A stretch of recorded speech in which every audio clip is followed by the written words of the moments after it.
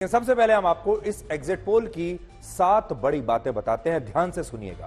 पहली बात, इस बार मध्य प्रदेश में बीजेपी को पूर्ण बहुमत मिल सकता है, यानी बीजेपी मध्य प्रदेश में जीत रही है।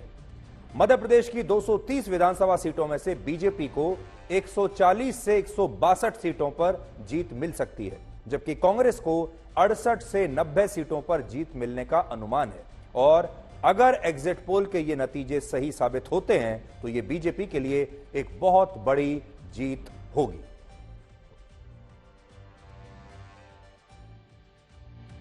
क्योंकि इस बार मध्य प्रदेश में बीजेपी ने कई तरह के राजनीतिक प्रयोग किए थे, बड़े रिस्की प्रयोग थे। जैसा आपने देखा होगा क्रिकेट के मैच में भी हमारी टीम कई बार अलग अलग प्रयोग करती है, जैसे कि बैट्समैन का जो ऑर्डर होता है कई बार उसे बदल दिया जाता है, बीच में किसी नए बॉलर को ले आते हैं।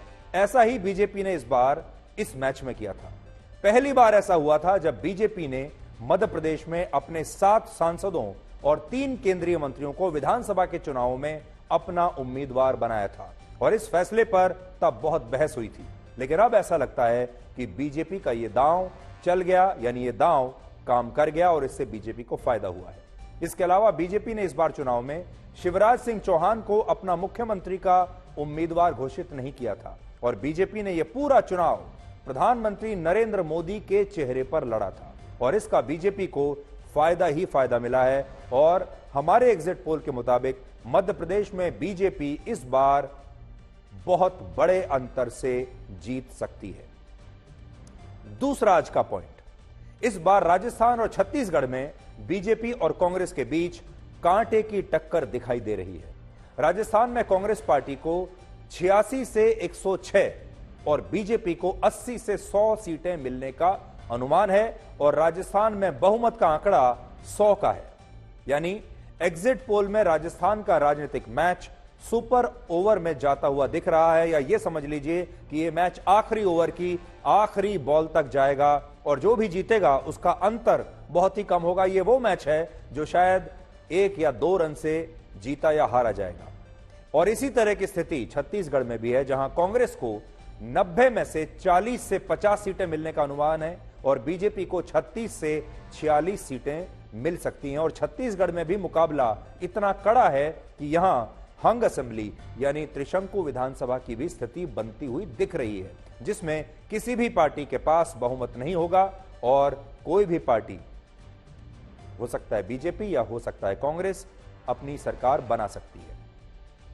तीसरा पॉइंट, इन सभी चुनावों में फ्री बीज वाली राजनीति का काफी गहरा असर दिखाई दे रहा है, और बड़ी संख्या में लोगों ने यह देखकर चुनाव में अपना वोट दिया है कि कौन सी पार्टी उन्हें कौन सी चीज मुफ्त में दे रही है। यानी मुफ्त का माल काम कर गया है, और मुफ्त के माल पर अच्छा खासा वोट पड़ा है। चौथा पॉइंट, कांग्रेस पार्टी ने ओबीसी वोटों की सोशल इंजीनियरिंग करने के लिए जातिगत जनगणना को एक बड़ा मुद्दा बनाने की कोशिश की थी, लेकिन हमारे एग्जिट पोल के नतीजों से लगता है कि कांग्रेस को इसका ज्यादा फायदा नहीं हुआ है।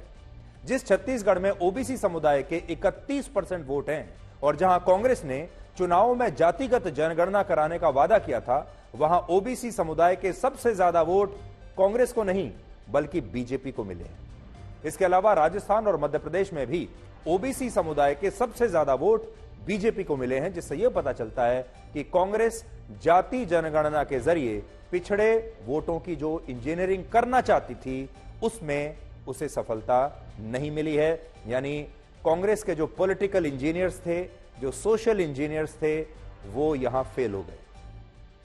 पांचवां पॉइंट यह है कि इन तीनों राज्यों में पिछली बार के मुकाबले बीजेपी का वोट शेयर काफी बढ़ा है, और बीजेपी को बहुत सारे वोट सिर्फ प्रधानमंत्री मोदी के चेहरे की वजह से मिले हैं, जिससे यह पता चलता है कि बीजेपी के लिए मोदी फैक्टर अब भी सबसे ज्यादा काम कर रहा है। यानी इन चुनावों में बीजेपी की तरफ से सबसे बड़ा फैक्टर जो रहा है वो है प्रधानमंत्री नरेंद्र मोदी का चेहरा, और उन्होंने अपने दम पर जो अपने सोलो शोज किए हैं, जो अपने सोलो रोड शोज उन्होंने किए हैं इन राज्यों में, इससे बीजेपी को काफी फायदा मिला है।